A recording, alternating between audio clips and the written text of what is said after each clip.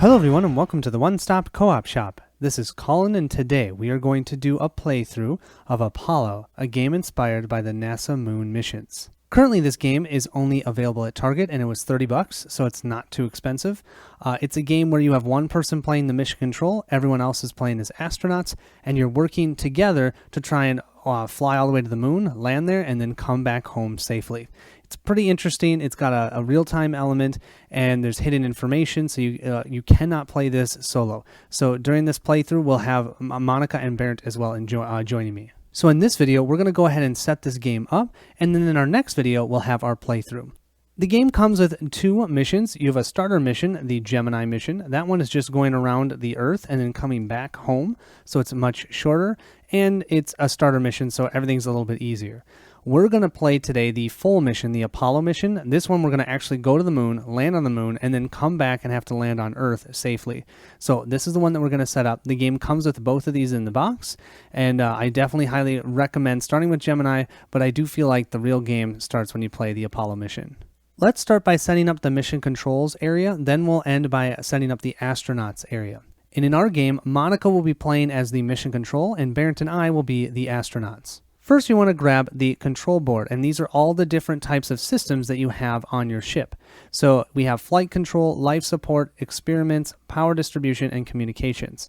You're going to start each one at the level 8, and just so you know, how you get these in is you'll actually have to turn them, you put them in sideways, flip them like so, and then slide them in.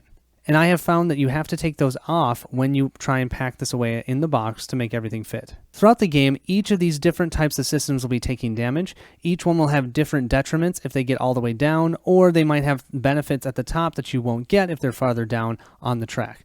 If you have a crisis, you're going to have to draw a crisis card specific to that system. Next, what I like to do is set up my crisis cards. You're going to have 5 crisis cards for each of the different systems. You also have your experiment cards. Now, this is not the first experiment we're going to play with because I can't know what it is as an astronaut, so I'm just going to show you. But when you are mission control, Monica will shuffle this up and take one of them and place it here. And this is going to be the first experiment that we're going to try and solve for. Since we're playing the Apollo mission, we have to complete 3 experiments. So you're going to take this experiment tracker and place it on the 0.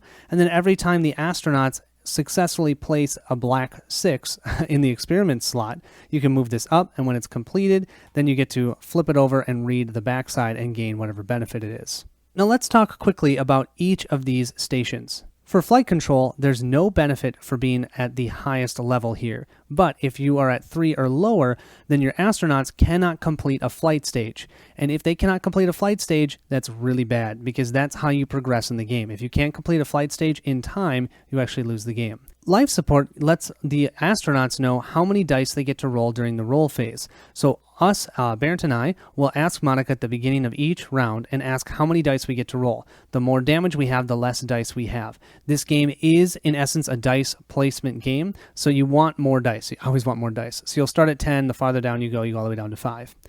Experiments, what's great about this one, if you're higher up on the track, you can, if, for an example, let's say we give a black 5 instead of a black 6, if she's up at the top part of her experiments track, she can adjust 2 dice with a +1, -1. And actually what I do, and what you'll see in the playthrough, is I had Monica and I gave her 2 of these +- tokens. So she can have these, and once per round, or twice per round if it's up here, she can use those if we end up giving dice of a different number. But if this is farther down this track, then we won't get that benefit. And you can see if we're at a 6 or a 5, we get 1. She can adjust 1 die + or -1. So I will have these. This is not denoted in the rules, but it's something that practically seems to make the most sense to track if you've used that during the round. Power distribution up here, there's an action that the astronauts can take where they can allow Monica as the mission control to adjust these dials. She can reduce 1 by 1 to increase another 1 by 1. This one, she can do that just fine unless she's at 3 or lower. She actually gets -1 adjustment if she gets down to there. And then finally, communications. In this game, since communications are limited, if we ever get down to 3 or lower, comms are down and she cannot communicate anything to us. And so then we'll have to repair it to get above that 3. So that's how these work. Last thing I do want to point out is you want to make sure that you're at the 8 spot on all of these systems prior to starting the game. Next, you want to grab all these comm tokens. There's tons of them. A lot of them have the same thing on both sides, but some of them, like this one, actually has a different side. And Monica can use them either as a comm token, which is just simply to say something to us, telling us maybe about the board or about what we need for our experiment, or she can use the backside for whatever it is. So this one says any color die. That means that, let's say we gave her a yellow 6 for the experiment, she could actually use this to count it as an experiment, even though it's the wrong color. There's other ones like this one, +1 to any system, but then you can see this one, it says comms on both sides. So what you need to do is you need to grab 2 of the ones that say comms on both sides, and you get to start with those. The rest of them, make sure that they're flipped upside down so you can only see comms, and you'll have a pile that she'll be grabbing at during the game when we provide her more comm tokens. Next, she'll want to grab 1 black and 1 yellow die. You will be using these to solve puzzles during the action phase if ever we have a crisis that tells us we need to do that. Next, you want to grab the player screen, and this is what the mission control will use, and will place their mission control board down here so that us as astronauts can't see it, because we're not allowed to see that. Because think of it as the astronauts are actually flying out in outer space, they wouldn't be able to see all that information that mission control could see. On here also, it states all the different things that the mission control can communicate with one of those comm tokens. So what you can communicate are the color of the dice needed to complete an experiment. You can give the total number of dice needed to complete an experiment. You can give the number value of each die needed to complete an experiment. And then you can also give a level and a system that it's currently at. So for an example, they have here, flight be advised your life support is at level 2. You can also say what system is in crisis. You can't tell them what the crisis is unless you use a comm token to tell them.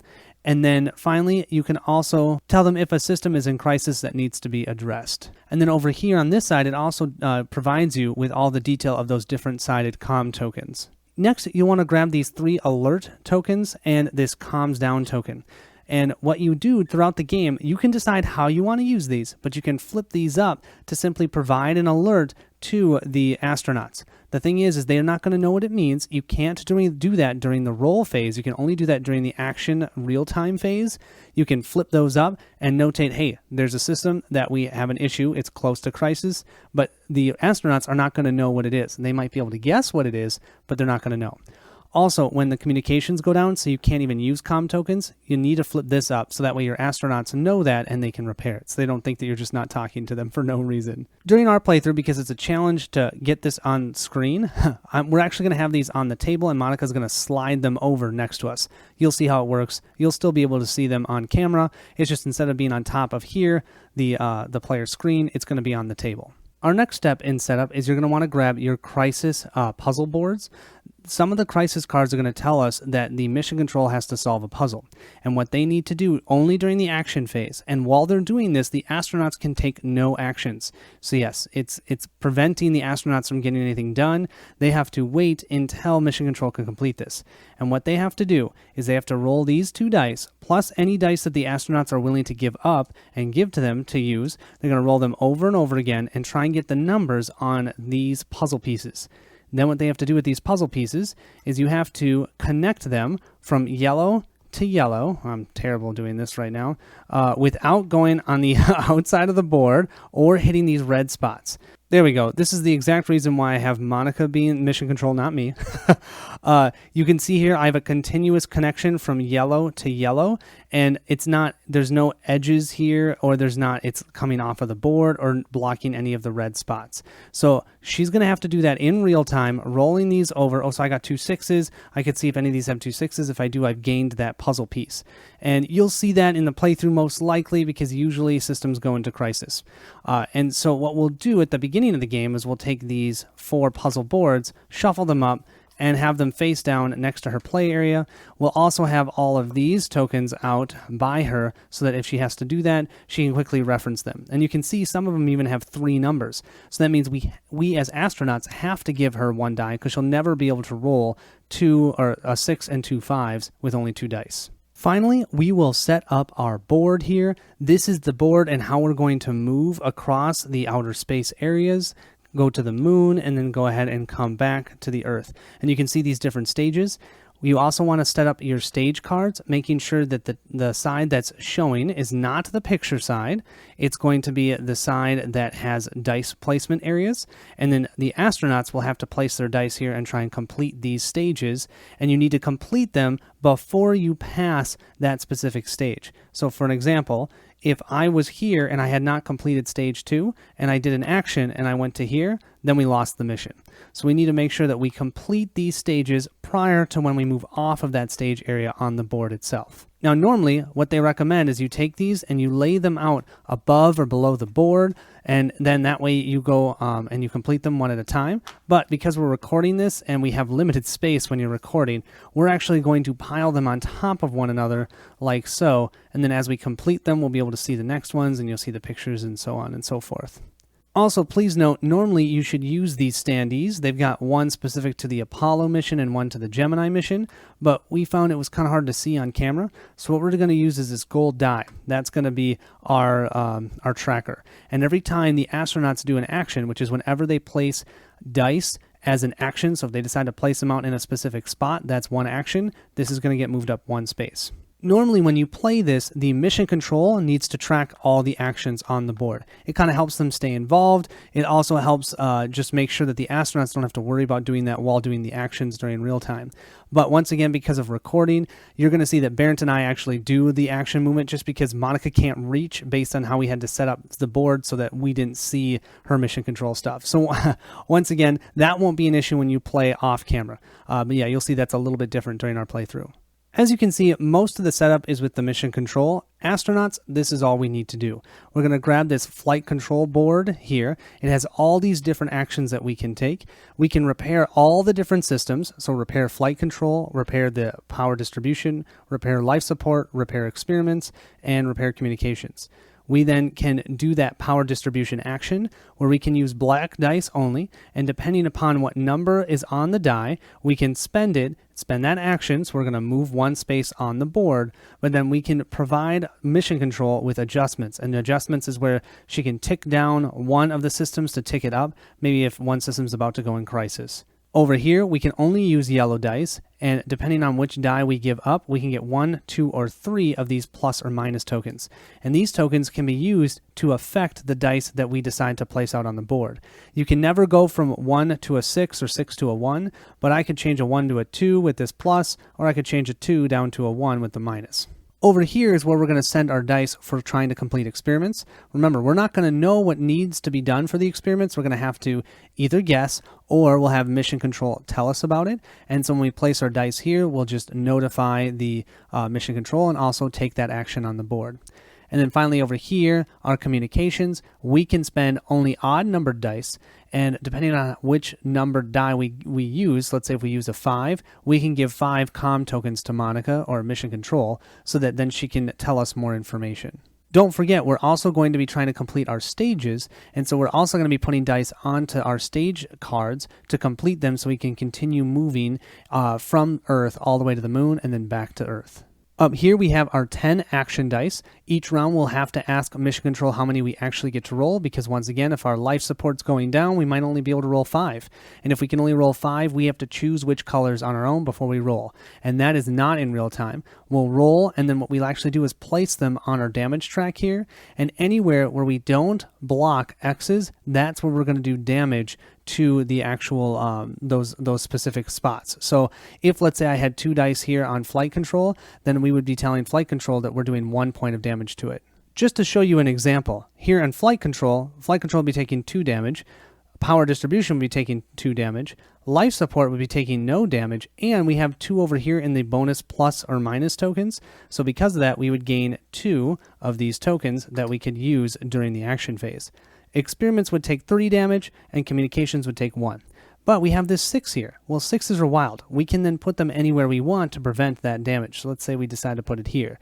So when we would tell mission control, experiments takes only 2 damage instead of 3. After we do this, then we move to that action phase, which is 4 minutes, and then what we need to do is we can use our dice and place them in all the different spots on this board, as well as potentially on the actual stage cards. You have 5 astronauts here that you can use to help you remember, oh wait, flight control took a lot of damage, so I'm going to notate that so I remember during the action phase we need to repair that. Or hey, look at communications needs it. So you can use them kind of how you want. That's how they recommend. Also, we have a turn order token, so whenever you're playing with more than 2 players, you're going to have all the players except for one doing the mission control. All the other ones are going to be astronauts. And what you're supposed to do is each of you will take one action and then pass the turn token back and forth. You're going to see in our playthrough, Bairnt and I don't really do that. We probably should have, but we're basically just cooperatively placing stuff, and a lot of that has to do with there's a camera in the way. But so when you're playing, I don't think you need to use this, but this is really helpful if you're worried about someone as an astronaut taking over. This will ensure everyone gets an action, which is really nice, but you don't need to play with that, I would say. And that, my friends, is the setup of Apollo, a game inspired by NASA moon missions. I can't wait to show you guys the playthrough. Bairnt, Monica, and I had a blast. Hope you guys enjoy it, and I will see you in the playthrough.